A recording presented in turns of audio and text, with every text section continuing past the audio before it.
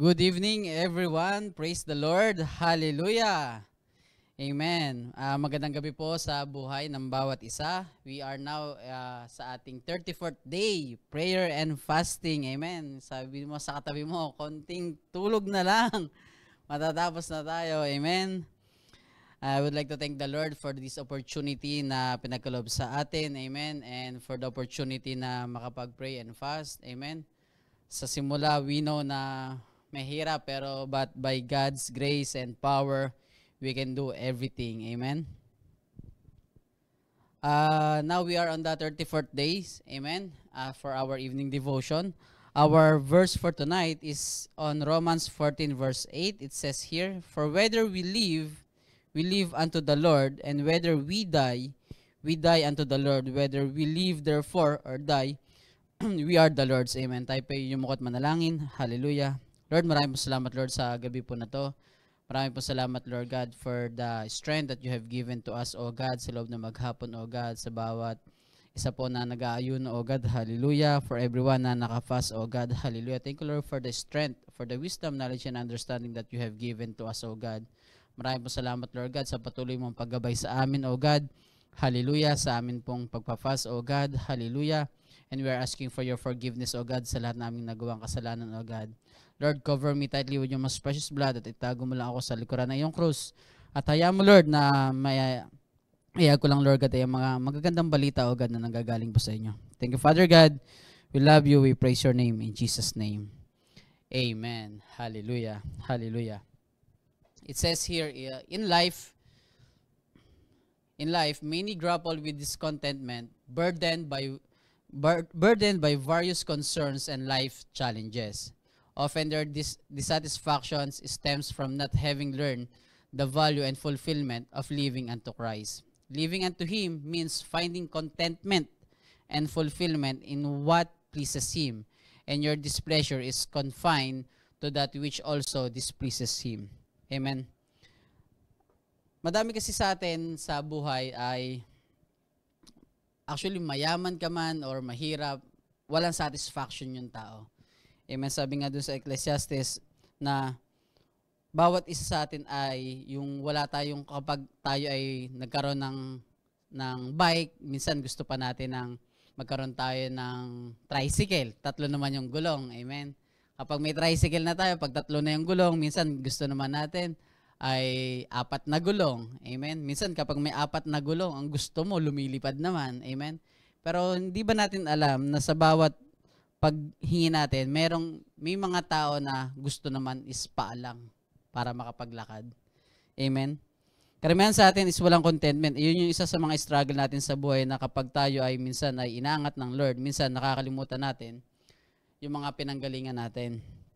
Minsan kapag tayo ay umangat, nawawalan tayo ng satisfaction. Minsan sa pag-angat natin, nakakalimutan natin ang magpasalamat sa Lord. Bakit? Kasi minsan nakakain tayo ng pera, nakakain tayo ng satisfaction ng mundo. Amen? But one thing for sure tayo as a Christian, I do believe na sa atin sa JCTD is walang ganon. Amen? Tayo bilang isang Kristiyano, amen, tayo po ay dapat meron tayong contentment sa buhay. Amen? Sabi po dito, in other words, your displeasure can only be a reflection of His displeasure, which means you'll take nothing personally. You become impervious to personal offenses. If you claim to be living unto the Lord but still harbor your heart offenses or anger, it raises the question of whether your desire to please the Lord is genuine. Amen. Kapag po tayo ay may Lord na, dapat yun pa lang yung satisfaction natin. Amen. Kapag meron na tayo sa Lord, dapat we have everything. Amen. Kasi kapag ikaw may Lord ka sa puso mo, nasa iyo na ang lahat. Amen. Although deserve naman talaga natin na bumili kung ano yung mga gusto natin bilhin, pero alam mo yon na dapat hindi din tayo gumagastos ng sobra-sobra. Amen? What I'm trying to say is, kapag tayo is my Lord sa buhay natin, kung ano man na meron tayo, pagpasalamat natin. I always say to my daughter na, kasi ganito po ako pinalaki ng magulang ko, lagi ko sinasabi sa anak ko na, kung ano yung pagkain sa lamesa, pagpasalamat mo. Kung anong laro ang meron ka, pagpasalamat mo. Bakit? Kasi madaming bata ang gustong kumain na ito. Madaming bata ang gusto magkaroon ng ganitong laruan. Ikaw, sobra-sobra ka. Kaya kung anong meron dyan, kung anong meron ka, matuto kang ipagpasalamat. Ganun po ako pinalaki ng magulang ko, kami magkapatid. And until now, daladala ko po yung ganun salita. I would like to thank to my parents na ganun nila kami pinalaki. And until na nakilala ko si Lord, amen, mas doon ko pa na-realize at mas nakilala na yung kung paano ba maging kontento sa buhay na meron tayo. And you know what? Kung tayo kontento na sa anumang meron tayo, kung ano binigay sa atin ng Lord, yung blessing, ibibigay na lang ng Lord yan sa atin. Amen? Walang imposible sa Lord na kapag tayo ay may hiningi, ibibigay ng Lord. Pero hindi din dapat tayo is sobra-sobra kung humingi sa Lord. Kung tayo ay minsan ay nasasabi natin na may Lord na tayo at tayo ay patuloy na nasasaktan, amen, baka kailangan natin i-assess yung sarili natin. Dapat tayo as a Christian, hindi na dapat tayo nasasaktan. Although yes, we are living in the flesh. Amen. Tayo ay masasaktan, makakapanakit. Amen. But sabi nga sa bar of soap na 1 John 1:9 that if we confess our sin, He is faithful and just to forgive us.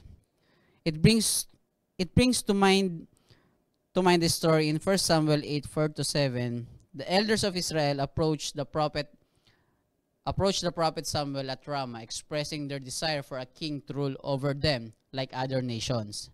Samuel, displeased by their request, prayed to the Lord. God responded, instructing Samuel to heed the people's voice, clarifying that their request was a rejection of him as their king rather than a rejection of Samuel.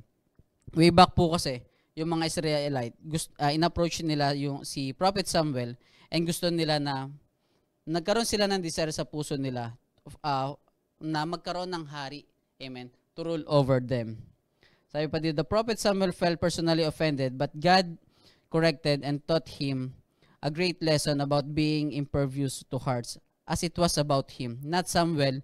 Living to the Lord involves transcending personal feelings and aligning yourself with His divine will.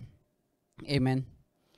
Ang natutunan ko lang po sa verse na to is sinabi po dito is matuto po tayong maging kontento kung anong meron tayo. Matuto tayo magpasalamat kung anong meron tayo, kung ano man yung mga pinagkakalob ng Lord sa buhay natin.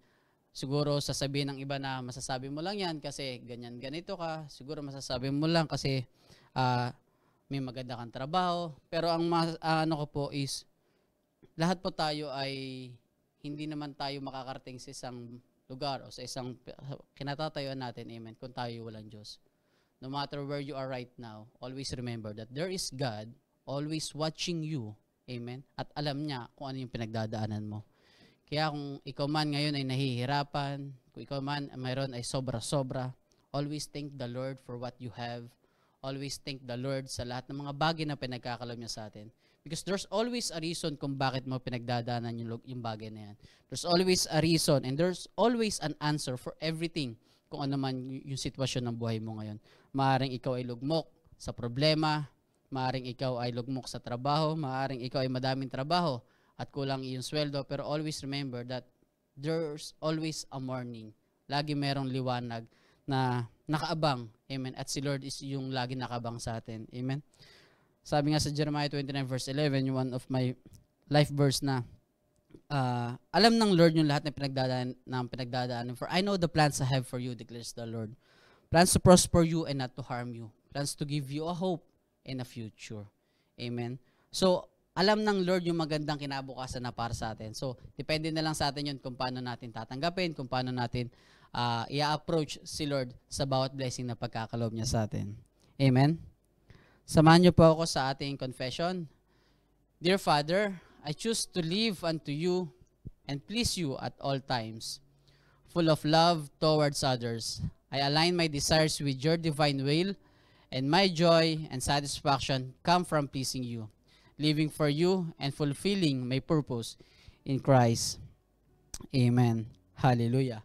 For further study po, basahin po natin yung Colossians 3 verse 23, Galatians 1:10 and 1 Samuel 8:4-7. For 1 year Bible reading plan, Luke 9:37-62 and Joshua 16-19. For 2 years Bible reading plan, basahin po natin yung Romans 6:12-23 and Psalm 106. Amen.